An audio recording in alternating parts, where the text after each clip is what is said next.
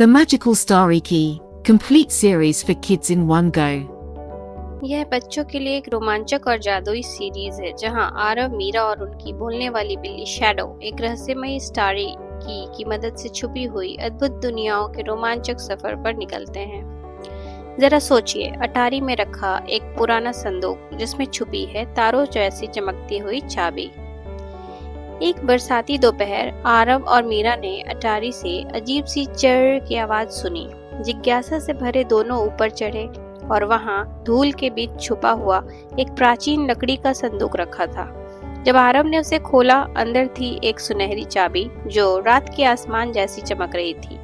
लेकिन जैसे ही वह हैरानी से उसे देख रहे थे, उनका बिल्ली शैडो पुराने झूलने वाली कुर्सी पर कूद पड़ा। उसकी हरी आंखें असामान्य चमक से जगमगा उठी और तभी कुछ असंभव हुआ। शैडो ने बोलना शुरू कर दिया। तुमने उसे पा लिया है, बिल्ली ने फुसफुसाया। द स्टारी की। लेकिन इस जादुई चाबी का रहस्य क्या था और उनकी बिल्ली क्यों बोल रही थी, जानिए अगले पार्ट में। हेलो बच्चों, चलो चलते हैं दूसरे भाग में, द बोलने वाली बिल्ली। अगर आपकी बिल्ली अचानक बोलने लगे तो? आरव और मीरा अवाक रह गए। उनकी बिल्ली शैडो बोल रही थी।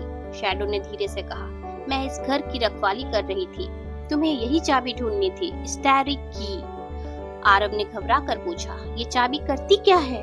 शैडो ने फुसफुसाते हुए जवाब दिया, ये साधारण चाबी नहीं है, यह उन दरवाजों को खोलती है जो इंसानों की आंखों में छुपे रहते हैं। हर दरवाजा एक नई दुनिया की ओर ले जाता है, लेकिन सावधान रहना, इस चाबी की ताकत अंधेरे में छिपे साए भी चाहते हैं। शैडो ने अपनी चमकती आंखों से उन्हें देखा और कहा, आज रात जब चांद सबसे ऊंचा होगा, इस चाबी को अपने ट्री हाउस ले जाना, वहीं तुम्हारा पहला दरवाजा खुलेगा।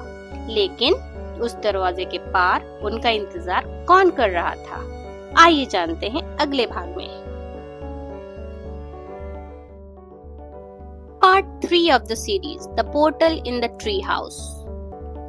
उस रात चांद की रोशनी में आरव और मीरा चुपके से अपने ट्री हाउस पहुंचे। शैडो ने फुसफुसाया, यही है तुम्हारा पहला दरवाजा। जैसे ही आरव ने स्टारी की को लकड़ी की दीवार पर छुआ, अचानक दीवार कांपने लगी और चमक उठी। लकड़ी लहरों की तरह हिली और उसके बीच एक सुनहरी आर्च बनने लगी। पल भर में उनके सामने एक विशाल जादुई पोर्टल खुल गया, जिसमें तारे, रंग और अद्भुत रोशनी घूम रही थी। शैडो बोला, इसमें कदम रखते ही तुम्हारी असली यात्रा शुरू होगी। आरव और मीरा ने एक दूसरे का हाथ थामा और पोर्टल में कदम रख दिया। लेकिन दूसरी ओर उनका इंतजार कौन सी दुनिया कर रही थी, ये जानेंगे अगले भाग में। Part 4, the land of floating islands. जरा सोचिए, अगर आपके पैरों तले जमीन ना हो बल्कि आसमान में तैरते हुए टापू हों। पोर्टल से निकलते ही आरव और मीरा ने खुद को एक अद्भुत जगह पर पाया। चारों तरफ सिर्फ आसमान था और उसमें तैर रहे थे विशाल फ्लोटिंग आइलैंड्स। कुछ पर जंगल, कुछ पर झरने, और जो हवा में ही इंद्रधनुष बना रहे थे। तभी एक गगनभेदी गर्जना गूंजी। बादलों से उतरा एक विशाल जीव, शेर का शरीर और बाज के पंख। उसकी सुनहरी आंखें आरव और मीरा पर टिक गईं। उसने कहा, सिर्फ चुने हुए लोग ही इस आकाश में चल सकते हैं। चाबी की शक्ति दिखाओ, वरना तुम्हें नीचे गहराई में फेंक दिया जाएगा। आरव ने कांपते हाथों से स्टारी की उठाई और उसकी रोशनी आकाश में बिखर गई। जीव ने सिर झुका लिया, लेकिन चेतावनी दी, सावधान रहो, एक अंधेरा साया तुम्हारा पीछा कर रहा है। आखिर वह साया कौन था, जानिए अगले भाग में। Part 5, the guardian of secrets. अगर आपको रास्ता दिखाने वाला कोई ऐसा रक्षक मिले जो हर रात जानता हो। फ्लोटिंग आइलैंड से गुजरते हुए आरव और मीरा एक विशाल पेड़ के पास पहुंचे। उसकी शाखाओं पर बैठा था एक बुद्धिमान उल्लू, सफेद पंखों वाला, आंखें चमचमाते नीलम जैसी। उसने गहरी आवाज में कहा, मैं हूँ गार्डियन ऑफ सीक्रेट्स, मैं हर यात्री की परीक्षा लेता हूँ। उसने पूछा, क्या तुम जिज्ञासा से आए हो या लालच से? मीरा ने धीरे से कहा, हम तो बस जानना चाहते हैं कि इस चाबी का सच क्या है। उल्लू ने सिर हिलाया और अपनी चोंच से एक चमकता पंख नीचे गिराया। यह तुम्हें आगे का रास्ता दिखाएगा, लेकिन सावधान, तुम्हारा पीछा करने वाला अंधेरा अब और नजदीक आ रहा है। अचानक हवा कांप उठी और पेड़ों की छाया से एक डरावनी परछाई बाहर निकलने लगी। क्या यही वह डार्क शैडो था जिसके बारे में सबने चेतावनी दी थी? जानिए अगले भाग में। Part 6 the shadows trap. क्या होगा अगर अंधेरा खुद तुम्हें अपने जाल में फंसा ले? जैसे ही आरव और मीरा आगे बढ़े, अचानक उनके चारों ओर काली धुंध छा गई। हवा ठंडी हो गई और सब कुछ धुंधला लगने लगा। धुंध के बीच से एक गहरी डरावनी आवाज गूंजी, स्टैरी की मुझे दो। अचानक जमीन उनके पैरों के नीचे से गायब होने लगी। वे खुद को एक जाल में फंसा पाए जो काली बेलों से बना था और धीरे धीरे कसता जा रहा था। मीरा ने डर से चिल्लाया, आरव अब क्या करें? आरव ने कांपते हाथों से स्टैरी की उठाई। तभी उसे गार्जियन उल्लू की बात याद आई। साहस ही चाबी की असली शक्ति है। उसने आंखें बंद कर हिम्मत जुटाई और जोर से बोला, यह चाबी अंधेरे के लिए नहीं, रोशनी के लिए है। स्टैरी की अचानक तेजी से चमक उठी और बेलें टूटकर राख बन गई। लेकिन धुंध में वो परछाई और भी गहरी हो गई, जैसे असली जाल अभी बाकी हो। क्या वे इस अंधेरे से सच में बच पाएंगे? जानिए अंतिम भाग में। Part 7 the final door. सोचो, आसमान में तैरते पुल पर दौड़ते हुए अचानक तुम्हें मिले एक दरवाजा जो तारों से बना हो। आरव और मीरा दौड़ते हुए पहुंचे उस दरवाजे तक। आरव के हाथ में स्टैरी की पहले से कहीं ज्यादा चमक रही थी। पोरिलिस बोला, यही है अंतिम द्वार, उसके पार तुम्हारी किस्मत छुपी है। मीरा डर कर बोली, अगर अंधेरा हमारा इंतजार कर रहा हो तो? शैडो ने कहा, चाबी ने तुम्हें चुना है क्योंकि तुम डर से मजबूत हो। दरवाजा खुला और अंदर था पूरा ब्रह्मांड, सितारों का हॉल, घूमती आकाश गंगाएं और एक विशाल क्रिस्टल में कैद अंधेरे की परछाइयां। आवाज गूंजी, अब तुम हो स्टैरी की के कीपर्स। आरव और मीरा अब साधारण बच्चे नहीं, चुने हुए रक्षक थे। लेकिन यह अंत नहीं, यह तो नई यात्राओं की शुरुआत है। अगर आपको ये कहानी अच्छी लगी तो लाइक एंड सब्सक्राइब करिए। स्टैरी की part 8 heart of time. Aarav और मीरा उस चमचमाते क्रिस्टल हॉल में खड़े थे। चारों ओर दीवारें ऐसे चमक रही थी जैसे उनमें जान हो। हवा में छोटे छोटे सितारों जैसी चमकदार बूंदें तैर रही थी। दोनों अभी भी सोच ही रहे थे कि स्टैरी की के चुने हुए रक्षक बनने का मतलब आखिर क्या है। तभी अचानक एक अजीब घटना घटी। आरव की हथेली में रखी स्टैरी की अचानक पहले से कहीं ज्यादा चमकने लगी। उसकी रोशनी तेज होती गई और एक गूंजती हुई धुन पूरे हॉल में फैल गई। उसी रोशनी से उनके सामने एक दृश्य बनने लगा। मीरा ने हांफते हुए देखा, एक छोटा सा गांव आग की लपटों में घिरा हुआ था। चारों ओर धुआं, लोग भागते हुए और बीचों बीच एक झोपड़ी जिसमें एक नन्हा बच्चा लकड़ी के भारी तख्त के नीचे फंसा हुआ था। उसकी चीखें इतनी साफ सुनाई दे रही थी कि मीरा का दिल कांप उठा। और तभी तारों जैसी कोमल लेकिन शक्तिशाली आवाज गूंजी, रक्षकों, तुम्हारा पहला कार्य आ गया है। इस जीवन को बचाओ क्योंकि इसके साथ भविष्य भी जुड़ा है। मीरा ने घबरा कर आरव की ओर देखा। आरव, वो बच्चा, हमें उसे बचाना ही होगा।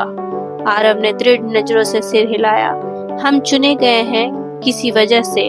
स्टैरी की, हमें वहां ले चलो। की हवा में तैरने लगी और तेजी से घूमी। चारों ओर सितारे चमककर एक दरवाजा सा बनाने लगे। बिना एक पल गंवाए आरव और मीरा उस सितारों के दरवाजे में कूद गए। आगे अगले भाग में। पार्ट 9 द बर्निंग विलेज, जलता हुआ गांव। जैसे ही वे उतरे, हवा धुएं से भारी थी। आग की लपटें दीवारों को चाट रही थी। राख काली बर्फ जैसी गिर रही थी और गांव वालों की चीखें रात को भेद रही थी। आरव ने खांसते हुए मुंह ढका। ये तो मैंने सोचा था उससे भी बुरा है। मीरा की नजरें हर तरफ दौड़ी और तभी उसने उस लड़के को देखा जो उनके दर्शन में दिखा था। वह एक भारी लकड़ी की बीम के नीचे दबा था। उसकी झोपड़ी किसी भी पल ढहने वाली थी। उसके नन्हे हाथ मदद को पुकार रहे थे। चेहरा आंसुओं और कालिक से सना था। वो रो रहा था। मीरा चीखी और दौड़ी, लेकिन तभी उनके बीच आग की एक दीवार भड़क उठी। आरव, वह गर्मी से चेहरा ढकते हुए चिल्लाई।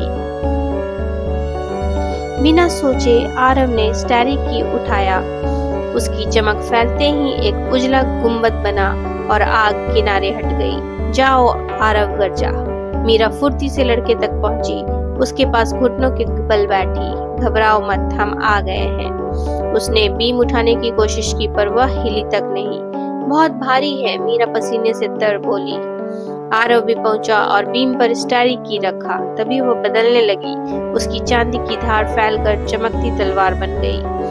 आरव की आंखें फैल गईं। ये तलवार है? उसने एक ही वार में बीम को चकनाचूर कर दिया। टुकड़े रोशनी बनकर बिखर गए।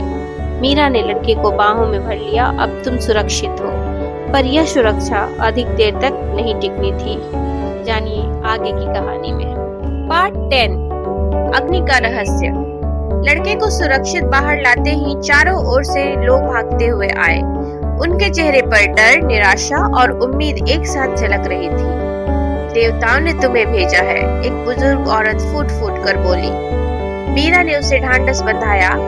हम मदद के लिए आए हैं, लेकिन ये आग कैसे लगी? भीड़ में सन्नाटा छा गया। सबकी निगाहें गांव के उत्तर दिशा में खड़े काले जंगल की ओर मुड़ गई। वहां से धुआं और भी गाढ़ा उठ रहा था। आरव ने धीमी आवाज में कहा, ये आग साधारण नहीं है। तभी उस छोटे लड़के ने कांपती आवाज में फुसफुसाया। वो छाया दानव था। उसने मशाले फेंकी और कहा कि जब तक समय का दिल उसे नहीं मिलेगा, वो पूरे गांव को राख बना देगा। मीरा का दिल जोर से धड़क उठा। समय का दिल? उसने आरव की ओर देखा। स्टैरिक की अचानक गरमाने लगी, जैसे वह भी इस नाम पर प्रतिक्रिया दे रही हो। उसकी चमक से धरती पर रहस्यमय प्रतीक उभर आए। आरव ने दांत खींचकर कहा, यही अगला कार्य है। हमें समय का दिल खोजना होगा, इससे पहले कि छाया दानव सब कुछ नष्ट कर दे। गांव वाले डर से कांप रहे थे। बच्चे अपनी माओं से लिपटकर रो रहे थे। अचानक दूर से एक भयानक गर्जना सुनाई दी, जैसे पहाड़ टूट रहा हो। जमीन हिलने लगी। मीरा ने आरव का हाथ कसकर थाम लिया। अगर हम देर कर गए तो ये गांव और ये लोग कभी बच नहीं पाएंगे। आरव ने अपनी आंखों में दृढ़ता भरते हुए कहा, तो चलो, इस बार न सिर्फ एक जीवन बल्कि पूरा बस्ती को बचाना है। स्टैरिक की चमक और तेज हो गई, मानो उन्हें रास्ता दिखा रही हो। और इस तरह उनकी अगली साहसिक यात्रा शुरू हुई, समय का दिल की खोज। पार्ट 11, समय का दिल की खोज। गांव को पीछे छोड़ते हुए आरव और मीरा उस अंधेरे जंगल की ओर बढ़े, जहां से धुआं और गर्जना दोनों उठ रहे थे। चारों तरफ पेड़ काले पड़ चुके थे, जैसे किसी ने उनकी आत्मा ही खींच ली हो। हर पत्ता सरसराहट में चेतावनी दे रहा था। आरव, ये जगह मुझे बहुत अजीब लग रही है, मीरा ने धीरे से कहा। आरव ने स्टैरिक की को कसकर थाम लिया। उसकी चमक अंधेरे को चीरती जा रही थी। अचानक रास्ते में एक पत्थर पर नक्काशी उभर आई, घड़ी के कांटे जो उल्टी दिशा में घूम रहे थे। ये समय का चिन्ह है, आरव बुदबुदाया। तभी चारों ओर से फुसफुसाहट गूंजने लगी। समय का दिल, समय का दिल। आवाज इतनी ठंडी थी कि मीरा कांप उठी। अचानक जमीन फट गई और उनके सामने एक दरार से रोशनी फूटी। उस रोशनी के भीतर एक झिलमिलाता सा गोला था, जिसमें अनगिनत घड़ियां घूम रही थी। यही होगा समय का दिल, मीरा ने हैरानी से कहा। लेकिन उसी पल छाया दानव प्रकट हुआ। उसकी आंखें अंगारों जैसी चमक रही थी। उसने गुर्राकर कहा, ये मेरा है, इसे दो, वरना तुम्हारा अंत भी इसी आग में होगा। मीरा पीछे हटी, पर आरव आगे बढ़ा। उसने स्टैरिक को ऊंचा उठाया कि अचानक फिर बदल गई। इस बार वह चमकती हुई ढाल में बदल गई। दानव ने वार किया, पर ढाल ने आग को मोड़ दिया। मीरा ने हिम्मत जुटाकर समय के दिल की ओर छलांग लगाई। जैसे ही उसने उसे छुआ, पूरा जंगल रोशनी से भर गया। फिर पेड़ फिर से हरे हो गए, आग शांत हो गई और दानव दर्द से चीखता हुआ अंधकार में विलीन हो गया। गहरी सांस लेते हुए मीरा ने कहा, हमने गांव को बचा लिया। आरव ने मुस्कुराकर जोड़ा, पर असली सफर अब शुरू हुआ है। समय का दिल सिर्फ शुरुआत है। कहानी यहीं खत्म नहीं होती। आगे देखने के लिए सब्सक्राइब जरूर करें। धन्यवाद।